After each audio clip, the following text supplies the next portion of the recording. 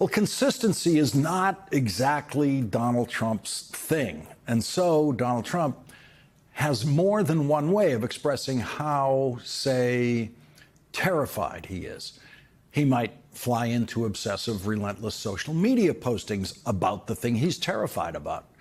Sometimes he'll do it about the thing he's terrified about, and sometimes not. Sometimes about, like, anything else. Ce qui s'est d'abord présenté comme un simple affrontement entre la presse américaine et le président Donald Trump s'est rapidement révélé être l'un des conflits contemporains les plus féroces en matière de défense de la liberté de la presse. Lawrence O'Donnell, l'un des journalistes les plus respectés du pays, connu pour son attitude incisive, son éthique inébranlable et son courage à aller au-delà des apparences, ne s'est pas contenté de rapporter les faits. Il les a dévoilés en direct, défiant directement les structures du pouvoir, les mensonges voilés et les mécanismes de manipulation qui soutenaient depuis des décennies l'image publique de Donald Trump. À une époque où une partie importante des médias optait pour la prudence stratégique, le silence opportun ou l'alignement avec les entreprises et les groupes politiques, O'Donnell a décidé de suivre une voie différente. Il a visé les cibles que tout le monde évitait, a mentionné des personnalités redoutées, a révélé des archives enfouies et est devenu, à juste titre, une force qu'un président habitué à modeler les faits ne pouvait plus contenir. Depuis le début du mouvement conspirationniste connu sous le nom de birtherisme, une tentative raciste de Donald Trump de discréditer Barack Obama en répandant des mensonges sur sa nationalité, Lawrence O'Donnell était présent. Mais pas en tant que simple présentateur. Il a été la voix qui a clairement identifié et dénoncé cette supercherie. Il a qualifié cela de leurre, motivé par les préjugés raciaux et une ambition démesurée. Et ce faisant, il s'est placé directement dans le champ de vision d'un homme qui ne tolère pas la dissidence. Trump est connu pour être rancunier. Il n'oublie pas et ne pardonne pas. Et lorsqu'il a remarqué qu'O'Donnell ne céderait pas, il est passé à l'affrontement. Non pas avec des faits, mais avec des représailles, des menaces voilées et l'instrument le plus récurrent de sa carrière publique, l'utilisation stratégique de la peur. Alors que d'autres journalistes étaient remplacés, réduits au silence ou domestiqués dans des tribunes neutres, O'Donnell est resté fidèle à sa mission. Dans son émission The Last Word, il dévoilait les irrégularités dans les campagnes électorales, enquêtait sur les intérêts cachés derrière les dons importants, traquait les connexions internationales du président de l'époque et mettait en évidence les contrats et les financements douteux. C'est dans cette ligne d'enquête qu'est apparu l'un des points les plus sensibles de tout le récit, la question financière. Plus précisément, les prêts colossaux accordés par une institution bancaire étrangère, malgré un historique entrepreneurial marqué par des faillites, des dettes et des défauts de paiement. En 2019, Lawrence O'Donnell a présenté au public une dénonciation qui a eu un énorme retentissement centré sur les opérations entre Donald Trump et la Deutsche Bank qui avait accordé plus de 300 millions de dollars de crédit. La question qui se posait était simple et directe. Pourquoi cette banque était-elle la seule à accepter de s'engager avec quelqu'un que les autres évitaient? Et plus encore, qui était réellement derrière ces garanties? Les indices indiquaient une voie dangereuse, avec des références à des garanties indirectes provenant de personnalités liées à l'élite russe, suggérant un possible canal d'influence étrangère sur le dirigeant américain. Face à ces révélations, les rouages du pouvoir ont commencé à réagir. O'Donnell a été notifié par des avocats. Il a reçu des avertissements formels, des menaces judiciaires et a été la cible d'actions clairement intimidantes. Malgré cela, il a persisté. La question centrale ne disparaissait pas et chaque fois qu'elle revenait à l'ordre du jour, le château d'images érigé par Trump autour de sa figure publique devenait plus fragile. Jusqu'à ce qu'un nouveau front, encore plus explosif, émerge. La relation du président avec Jeffrey Epstein.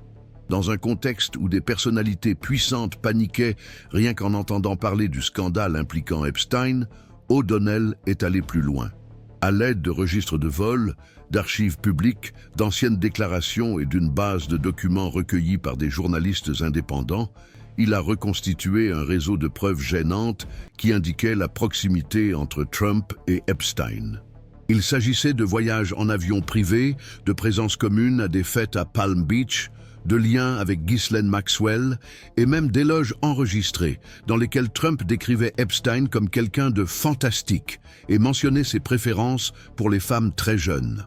Même après les déclarations de l'entourage de Trump affirmant que leur amitié aurait pris fin après un épisode de harcèlement à Mar-a-Lago, O'Donnell a présenté une carte d'anniversaire au contenu inapproprié, prétendument écrite par Donald Trump, incluse dans un album commémoratif appartenant à Epstein et obtenu par des journalistes du Wall Street Journal.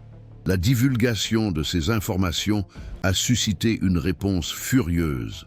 Trump a accusé O'Donnell de mentir sur sa propre chaîne, a menacé de poursuites judiciaires et a mobilisé ses alliés pour faire pression sur la direction de MSNBC afin qu'elle licencie le journaliste. Mais au lieu de reculer, O'Donnell a intensifié son travail d'investigation. Et ce qu'il a découvert par la suite allait déclencher la crise la plus grave entre la présidence et une chaîne de télévision depuis le début du mandat de Trump. L'attention s'est portée sur l'abandon soudain des promesses de divulgation des dossiers de l'affaire Epstein par le ministère de la Justice, sous la direction de Pam Bondi, allié politique de Trump. Au départ, il avait été garanti que les noms et les dossiers seraient rendus publics, que la transparence prévaudrait. Mais soudain, un mémorandum signé par Bondi a annoncé qu'il n'y aurait plus de révélations, qu'il n'existait pas de liste de clients, que tout ce qui importait était déjà disponible. L'indignation s'est emparée du pays. Des groupes d'extrême droite au mouvement progressiste, tous ont accusé le gouvernement de protéger des personnalités intouchables.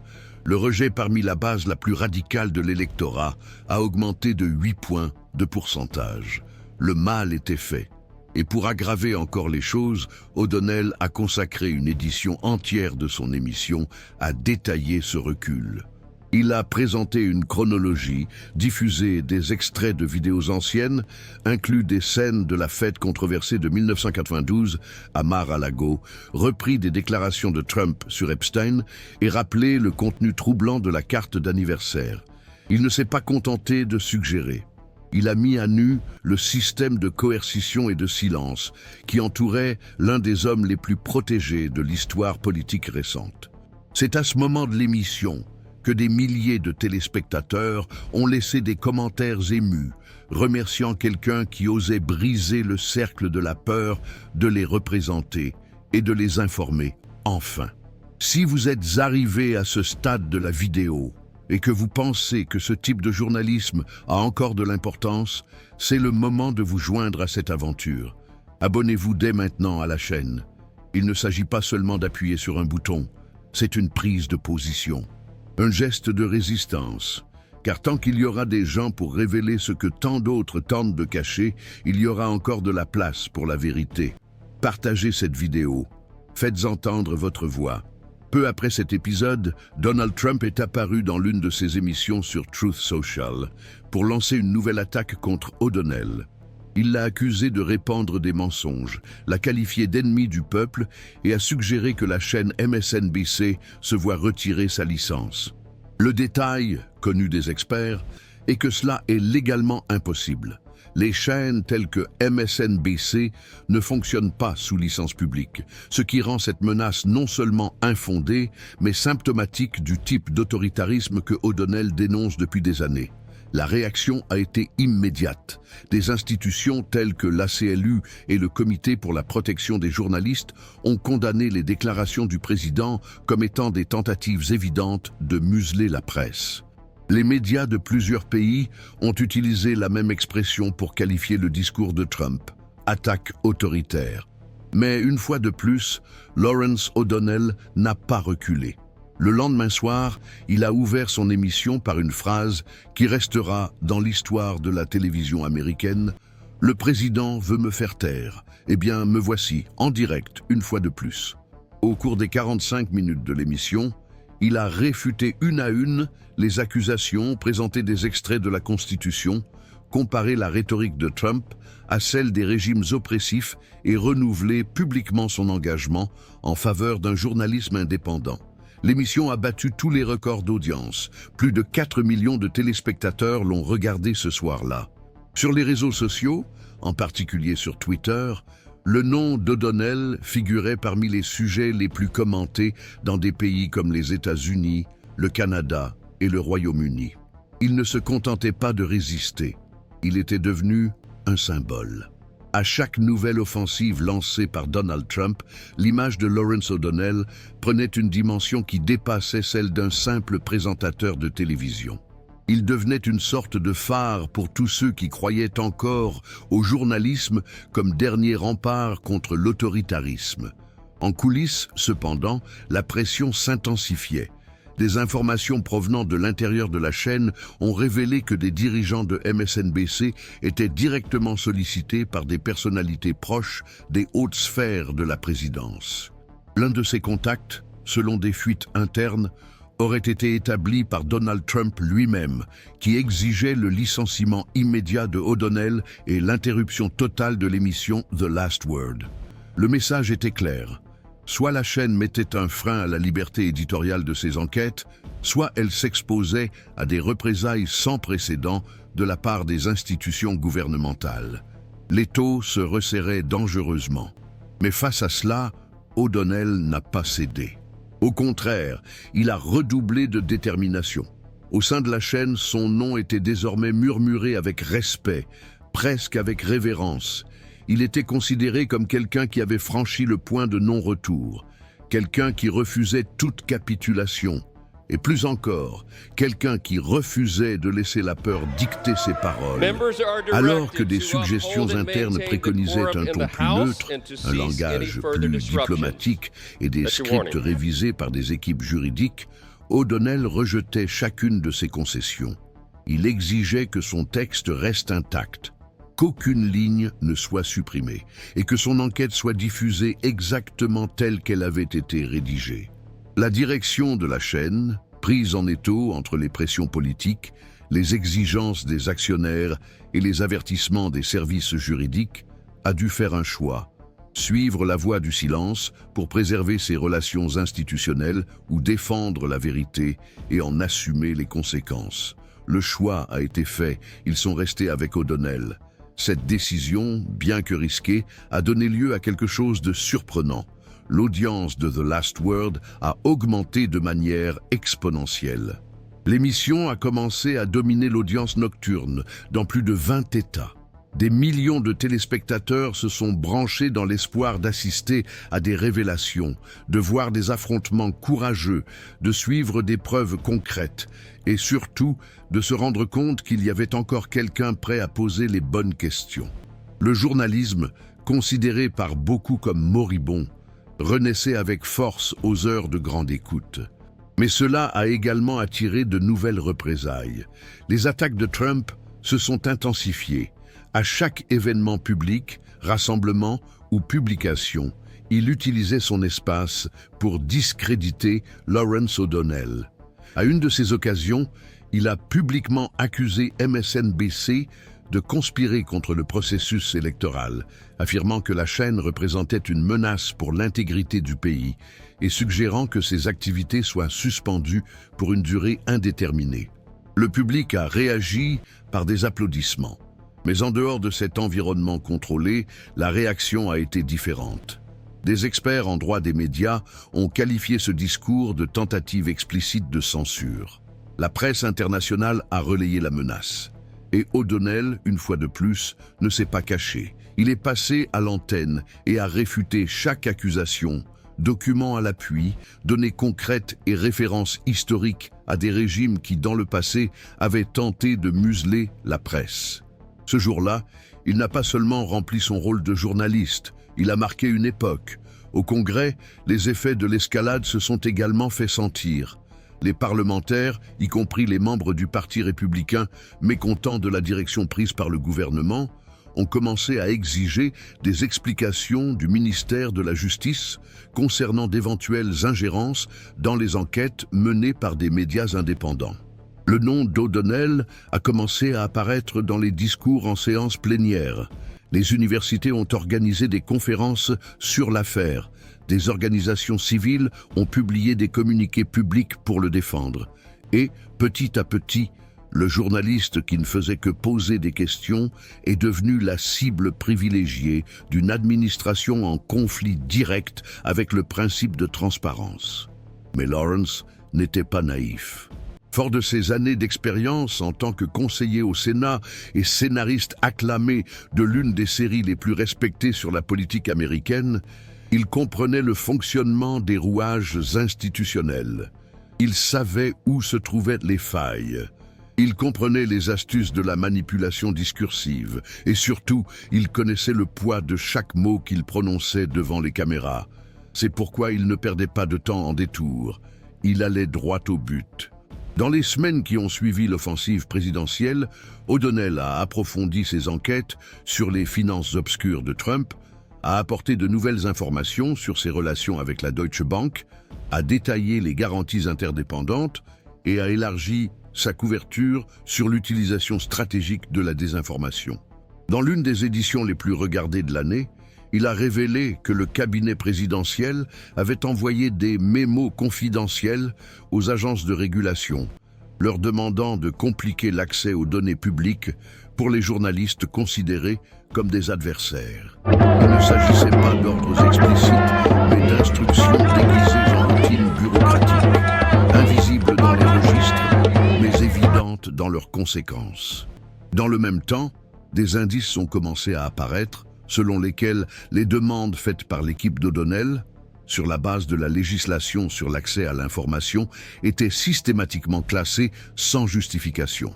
Au moins 5 demandes officielles faites par l'émission ont été ignorées par les autorités. Lorsqu'elles ont été interrogées, les agences publiques concernées se sont contentées de répondre que les documents demandés n'étaient pas disponibles pour divulgation. C'était une tactique répétée, un schéma récurrent. Et O'Donnell, fidèle à sa méthode, comparait chaque version officielle avec des documents et des preuves. Il montrait des images, des procès-verbaux, des emails, des extraits de déclarations antérieures et reliait les points pour exposer avec précision la contradiction entre la rhétorique et les faits. Dans l'une de ses éditions, il est revenu sur la carte d'anniversaire controversée que Donald Trump aurait écrite à Jeffrey Epstein, ce que le président a toujours nié. O'Donnell a montré l'image, l'écriture, les témoignages d'anciens membres de l'équipe graphique du complexe Mar-a-Lago et les a comparés à des notes manuscrites du président dans d'autres contextes. Les similitudes étaient évidentes, mais le moment décisif est venu plus tard. Lors d'une conférence de presse, confronté à un journaliste, Trump n'a pas nié la similitude. Il a simplement répondu « Je n'ai jamais écrit cela. Et même si je l'avais écrit, ce n'était pas comme ils le disent. Il était trop tard. Le mal était fait. » L'impact a été international. Les médias en France, en Allemagne et au Royaume-Uni ont fait leurs gros titres sur cette confrontation. Des articles universitaires ont analysé cet épisode comme un tournant pour le journalisme d'investigation à l'ère numérique. Et tandis que la nouvelle se répandait dans le monde entier, Trump radicalisait encore plus son discours. Il a commencé à qualifier O'Donnell de poubelle télévisuelle. Lors d'un événement organisé dans l'État de l'Arizona, il a promis que ce traître ne réapparaîtrait plus jamais devant une caméra nationale. La réponse, comme toujours, est venue du studio. Avec le calme de celui qui connaît parfaitement le pouvoir de la vérité, Lawrence O'Donnell a commencé son émission par la phrase suivante « Ceux qui crient, menacent et déforment les faits ne craignent pas les journalistes, ils craignent la vérité qu'ils révèlent. » Cela a fait écho. Elle est devenue un slogan sur les réseaux sociaux, a été imprimée sur des banderoles lors de manifestations, est devenue un tatouage, a été enregistrée dans des vidéos. O'Donnell dépassait le rôle de journaliste. Il était devenu une icône de la résistance. Et la chaîne le savait. Même si elle craignait des représailles, les chiffres parlaient d'eux-mêmes. Chaque nouvel épisode enregistrait des pics d'audience historiques. Mais plus que cela, il mobilisait un public engagé, prêt à aller au-delà de la consommation passive. Des gens qui commentaient, partageaient, défendaient. Et l'histoire a pris encore plus d'ampleur lorsqu'une ancienne députée républicaine, Liz Cheney, a publié son livre révélant les coulisses du Parti républicain. Elle y révélait que Donald Trump était surnommé « Orange Jesus » par ses collègues du parti. O'Donnell a consacré l'une des séquences les plus percutantes de sa carrière à explorer la signification de ce surnom.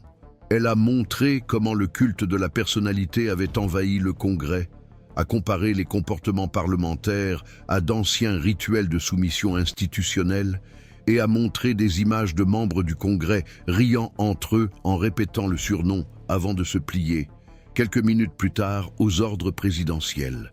C'était choquant, mais pas inédit. Les groupes conservateurs ont réagi en accusant O'Donnell de diffamer les symboles religieux. Mais sur les réseaux sociaux, l'expression s'est répandue comme une traînée de poudre.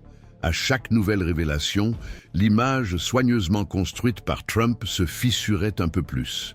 Et au centre de cette pression croissante, il restait lui, un journaliste au regard serein, en costume sombre, avec le courage de ceux qui comprennent qu'il y a des moments dans l'histoire où reculer n'est plus une option. Que restait-il à un chef d'État lorsque sa version des faits ne parvenait plus à étouffer les questions pertinentes posées par un journaliste qui refusait de disparaître sous l'avalanche de statistiques manipulées? Donald Trump a compris que la véritable menace n'était plus le contenu de l'information, mais l'insistance avec laquelle elle était remise en question. La persévérance de Lawrence O'Donnell, nuit après nuit, a démantelé les récits officiels, persistait malgré les poursuites judiciaires, les intimidations, les pressions politiques et les insinuations de censure.